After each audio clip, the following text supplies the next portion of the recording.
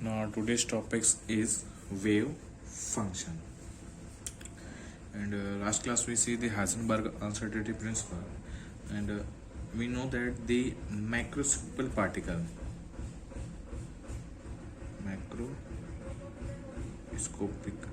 particles, ये जो microscopic particles होते हैं, इनके जो मोशंस होते हैं, है ना, इनके मोशंस, पोजीशंस, मोमेंटम, एक्सेलरेशंस, इसके बारे में हम किसमें क्लासिकल मैकेनिक्स, इसके बारे में हम क्या करते हैं,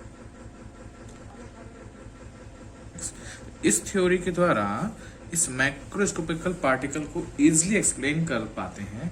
बट जो माइक्रोस्कोपिकल पार्टिकल है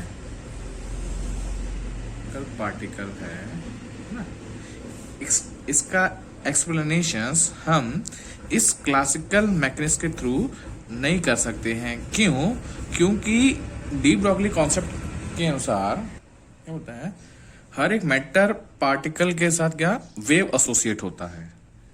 ठीक है, तो इसमें क्या होता है, देखो ये जो पार्टिकल्स होते हैं, है ना, microbes, that means classical mechanics में जो पार्टिकल्स होते हैं, पार्टिकल एंड वेव, ये दोनों हैं, ये दोनों क्या होते हैं, डिफरेंट होते हैं। पार्टिकल अलग होता है, इसमें डिफरेंट अलग, दोनों की अलग हम बात करते हैं। ठीक है, इट मीन्स पार्टिकल्स है और वेव्स है, ऐसे बात करते हैं। बट क्वांटम मैकेनिक्स की बात हम जब करते हैं, क्वांटम मैकेनिक्स की बात करते हैं, तो उसमें क्या होता है, जितने भी मूवेबल पार्टिकल हैं उनके साथ क्या होता है, एक वेव एसोसिएट होता है, मतलब वेव का रिलेशंस होता है। माना कि क्लासिकल मैकेनिक्स में we consider this is any particle and this is any particle and this particle is moving in x direction. In this x direction particle का डिस्प्लेसमेंट है जो y है, and positions, particle positions is e and time t। ठीक, तो इसको क्या करते हैं, एक ऐसा वेव फंक्शन की तरह डिफाइन कर देते हैं। It means y is equal to function of x and t, और बोल सकते हैं y is equal to xt। इसको ऐसे डिफाइन कर सकते हैं, मतलब इस फंक्शन के थ्रू हम ये जो पार्टिकल है, movable particle in the x direction, क्या कर सकते हैं, उस पार्टिकल की वेलोसिटी बोल सकते हैं, पोजीशंस एंड एक्सेलरेशंस, ये सबको हम डिफाइन कर सकते हैं। किसके थ्रू, इस इक्वेशन के थ्रू। तो ये जो फंक्शन है इसको बोलते हैं wave function. This is a wave function for classical mechanics particles, है ना, जिसके साथ वेव एसोसिएट नहीं है, उसके लिए एक वेव इक्वेशन है ना। तो बात करते हैं हम अब क्वांटम मैकेनिक्स में, है ना। देखो क्वांटम मैकेनिक्स देखें तो क्या होता है, वेव के साथ, मैटर वेव के साथ क्या एसोसिएट होता है, एक वेव, है ना, सॉरी, मैटर पार्टिकल के साथ एक वेव एसोसिएट होता है। ठीक, तो दैट मीन्स क्या हुआ, उन मैटर वेव्स को भी एक वेव फंक्शन के थ्रू डिफाइन किया जाता है। ठीक है, देखो उसमें देखो क्या हुआ, इन 1925 में, ठीक है, तो इन 1925 में श्रोडिंगर ने क्या किया, ठीक, इसने क्या किया, जो de Broglie concept and the plank quantum theory, ठीक, तो प्लैंक क्वांटम थ्योरी के इन दोनों के बेस में एक वेव फंक्शन कॉन्सेप्ट दिया। ठीक, एक इक्वेशन दिया, है ना, कैसे डिफरेंशियल फॉर्म, एक इक्वेशन दिया। ठीक, जिसको क्या बोलते हैं, श्रोडिंगर वेव इक्वेशन कहते हैं। तो इस वेव इक्वेशन के थ्रू एक वेव फंक्शन दिया। ठीक, तो देखो ये जो वेव फंक्शंस हैं, है ना, इनसे जो वेव फंक्शन आया है, एज अ साई से डिनोट करते हैं उस वेव फंक्शन को, और साई 0 e⁻⁻it/h, ये एक वेव फंक्शन ऐसे दिया। किसने दिया, श्रोडिंगर ने दिया। ठीक, तो क्या करते हैं, इस वेव इक्वेशन के थ्रू, है ना, जो क्वांटम मैकेनिकल जो पार्टिकल्स जो होते हैं, है ना, that means wave particles and wave particles से जो वेव एसोसिएट होता है उसको एक वेव फंक्शन के थ्रू डिस्क्राइब किया। ठीक, वन डायमेंशन के लिए भी इसको जैसे वन डायमेंशन डिफाइन करना है तो एक्स ऑफ टी, टू में करना है तो x y z of t, three dimension में करना है उसको डिफाइन करते हैं x y z t. T इसे टाइम बताता है और ये एक्स वाई जेड पोजिशंस बताती है, किसकी, पार्टिकल्स की पोजीशंस बताती है इस टाइम पे। मतलब इस वेव फंक्शन के थ्रू किसी पार्टिकल की पोजीशन उस टाइम पे फाइनाइट है, कंटिन्यूअस है कि सिंगल वैल्यू है, ये सब बताती है कौन, वेव फंक्शन बताती है। ठीक, this is a wave function जिसमें स्टूडिंग करने psi is equal to psi 08 minus i t upon h cut. ये किसमें दिया, एक कॉम्प्लेक्स फॉर्म में है। ठीक, कॉम्प्लेक्स क्वांटिटी है। ठीक, तो देखो इसको सॉल्व कर लेते हैं। Psi is a complex quantity, psi स्ट्रिक निकाल दो, दैट मीन्स कॉम्प्लेक्स कॉन्जुगेट निकाल दो, तो कितना होगा, साई 0 का 0 कांस्टेंट वैल्यू है, इधर जो माइनस है ना वो प्लस हो जाएगा। बस आई जो होता है, आई का जो कॉन्जुगेट निकालना था वो माइनस आई हो जाता है, ये आई है माइनस आई हो जाएगा, तो plus plus minus minus plus हो जाएगा, तो ये कितना, plus i E t upon h cut. This is the energy and time and this is Planck constant h. ठीक, so you write in the another form, इसको क्या निकाल दो, psi star psi dot psi conjugate is equal to क्या हो जाएगा, देखो psi zero minus i E t upon h cut, ये हो गया साई की वैल्यू, और psi conjugate psi 0 minus i E t upon h cut.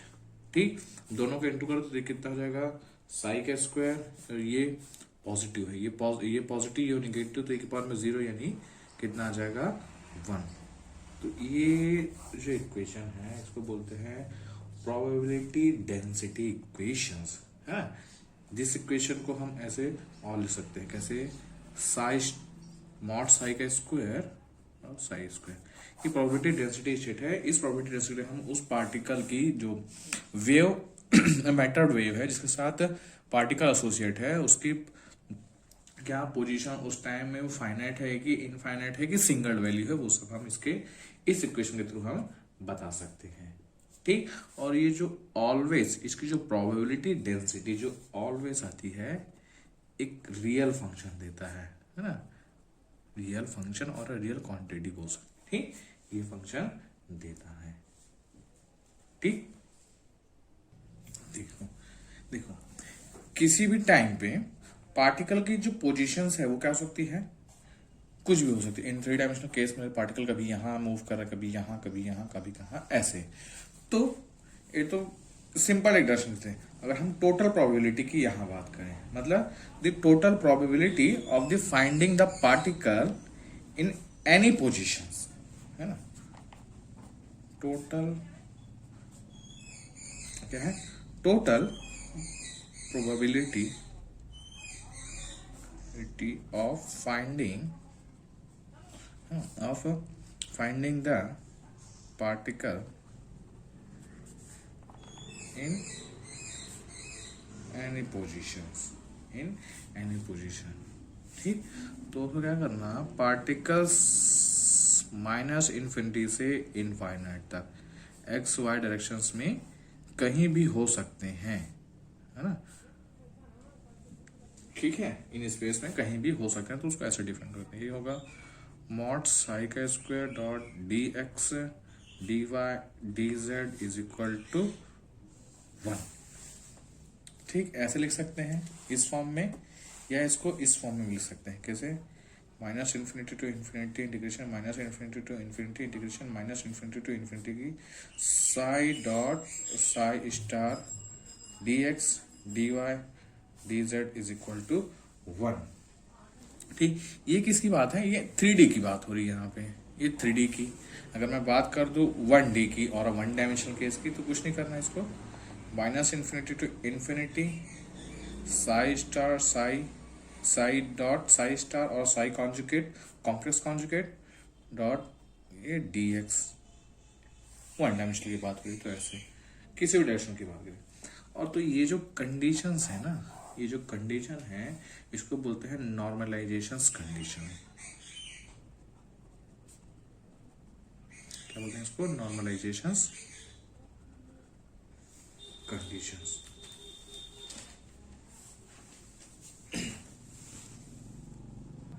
और जो मेंडर्स वेव है ना, वो अगर इन कंडीशंस को फॉलो कर दिए या इस कंडीशन को अगर फॉलो कर दिए तो वो जो वेव कहलाएंगे उसको बोलेंगे अपन नॉर्मलाइजेशन वेव फंक्शन, और नॉर्मलाइजेशन फंक्शंस उसको बोलते हैं जो वेव फंक्शन इस कंडीशन को फॉलो करे। ठीक, तो बात करते हैं property of wave. Wave function की प्रॉपर्टी क्या होती है इसकी बात करते हैं हम। प्रॉपर्टीज ऑफ वेव फंक्शन की प्रॉपर्टीज क्या होती है ना। चलो हम देखते हैं इसकी प्रॉपर्टी। तो फर्स्ट ऑफ ऑल जो इसकी जो प्रॉपर्टी होती है ना, वो कैसी होती है? जो वेव फंक्शन होता है ना, Sai is any wave function is given by the Schrodinger wave equation. ठीक ठीक, वो कैसी होती है? सिंगल वैल्यू होना चाहिए। कैसी होनी चाहिए? Single value. Why single value? क्यों single value? Because at any instant time t there can be only one definite probabilities for the particle to be at a point, that means x y z। ठीक, this is a first property, मतलब wave functions को कैसे होने चाहिए। Not discuss about second property, है ना। Second property, ठीक, second property की बात करते हैं। तो जो वेव फंक्शन है ना, वेव फंक्शन साई, इसकी जो वैल्यू है ऑलवेज कैसी होनी चाहिए? फाइनाइट एंड कंटिन्यूअस होनी चाहिए। ठीक, बिकॉज द वेव फंक्शन है ना, जो वेव फंक्शन है could be explain the specific measurable properties of the particles. ठीक, इस कारण क्या होना चाहिए? इसको फाइनाइट और कंटिन्यूअस होना चाहिए। मतलब जो पार्टिकल्स है, सिस्टम्स के जो पार्टिकल्स हैं, सिस्टम्स है और जो पार्टिकल्स हैं उसका सही, उसकी जो क्या प्रॉपर्टी है उसको सही तरीके से क्या कर सके? मेजर कर सके। इसलिए इसको क्या होना चाहिए? फाइनाइट और कंटिन्यूअसली होना चाहिए। ठीक, this is a second property. हम थर्ड प्रॉपर्टी की बात करनी चाहिए। ठीक, जो थर्ड प्रॉपर्टी क्या बोलती है, देखो इसको। देखिए, जो टाइम डिपेंडेंट है ना, जो time dependent Schrodinger wave equation है ना, जो time dependent Schrodinger wave equations है उसको कैसा होना चाहिए? ये जो Schrodinger wave equation, time dependent Schrodinger wave equation, ठीक, तो इनसे सेटिस्फाई जो वेव फंक्शन है, इनसे सेटिस्फाई जो वेव फंक्शन है, उनकी जो प्रोबेबिलिटी आती है वो हमेशा टाइम इंडिपेंडेंट होती है। वो कैसी होती है? टाइम इंडिपेंडेंट होती है। ठीक, मतलब इसकी जो प्रोबेबिलिटी है वो टाइम पे डिपेंड नहीं करती है। दैट मीन्स देखो कैसे, if there is any 3 dimensional wave function, ठीक, दैट मीन्स साई 0 है ना, एक्स वाई जेड, ठीक, e to power minus i E t by h cut, this is equation. तो कॉम्प्लेक्स कॉन्जुगेट निकालो इसका, साई कॉम्प्लेक्स कॉन्जुगेट क्या हो जाएगा? Psi 0 e to power plus i E t upon h cut. तो इसकी probability निकालते हैं। देखो प्रोबेबिलिटी कैसी होती है? मॉड साई के स्क्वायर और साई डॉट साई कॉन्जुगेट। तो साई डॉट, जब साई और साई कॉन्जुगेट करेंगे तो क्या मिलेगा? Psi 0 e to the power minus i t upon h cut. एक वेव इक्वेशन ये है, एक मिलेगा psi 0 e to the power plus i E t upon h cut. जब इसको सॉल्व करें तो कितना मिलेगा? साई 0 का इक्वेशन मिलेगा। मतलब ऑलवेज, मतलब एक रियल वैल्यू मिलेगी। दैट मीन्स जो प्रोबेबिलिटी डेंसिटी है वो टाइम पे डिपेंड नहीं करती है। क्या होती है? टाइम इंडिपेंडेंट होती है। मतलब कोई भी वेव इक्वेशन चाहे वो टाइम इंडिपेंडेंट हो या चाहे टाइम डिपेंडेंट हो, है ना, और बोल सकते हैं टाइम डिपेंडेंट जो वेव फंक्शन से, जो इनसे वेव फंक्शन जो रिलेट करते हैं उसकी जो प्रोबेबिलिटी आती है वो कैसी आती है? ऑलवेज टाइम इंडिपेंडेंट आती है। ठीक, ऑन दिस बेसिस। ठीक, तो एक अदर प्रॉपर्टी की बात करते हैं अब, फिफ्थ बात करते हैं चौथी इसकी प्रॉपर्टी की। Two eigen function will be orthogonal to each other. देखो, टू क्या बोलना चाहिए? आइगन वैल्यू और eigen function will be orthogonal to each other. देखो, दैट मीन्स इसका मतलब क्या होता है? देखो, इफ टू वेव फंक्शंस हैं इज डिफरेंट आइगन्स वैल्यू, माना कि i e, this is a one eigen values, this is ij, this is second eigen's value of this is psi I and psi j, this is a first eigen function and this is a second eigen function। तो इन function का जो orthogonal होगा, ठीक, वो क्या होगा? 0 होगा। या इन वेव फंक्शनों का एक वेव फंक्शन क्या होगा? साई और सेकंड का साई कॉन्जुगेट का जो वॉल्यूम इंटीग्रेशन होता है, इस केस की बात करें, this volume integration is equal to 0। ठीक, इसकी जो साई डॉट साई कॉन्जुगेट निकालें और उसका वॉल्यूम इंटीग्रेशन कर दें तो वो क्या होगी? 0 के इक्वल मिलेगी। दैट मीन्स ये क्या होते हैं? Two wave functions will be orthogonal to each other। ठीक, these conditions, this is the main properties of the wave function। what क्या क्या होना चाहिए है? सबसे पहले जो वेव फंक्शन उसको कैसी होनी चाहिए? सिंगल वैल्यू होनी चाहिए। ठीक, सेकंड कैसी है? फाइनाइट एंड कंटिन्यूस होना चाहिए। थर्ड, जितने भी time independent Schrodinger wave equation है उनसे रिलेटेड वेव फंक्शंस वो ऑलवेज कैसे होते हैं? टाइम इंडिपेंडेंट होते हैं, है ना, वो क्या होता है? टाइम पे डिपेंड नहीं करते हैं। और जो फाइनल वैल्यू थी, दो आइगन वैल्यू है और आइगन फंक्शन है will be orthogonal to each other, और उनका जो वॉल्यूम इंटीग्रेशन करा है साई और साई कॉन्जुगेट का वॉल्यूम इंटीग्रेशन करा है तो वो कितना होगा? इक्वल टू 0 होगा। This is condition orthogonal, this is orthogonal condition.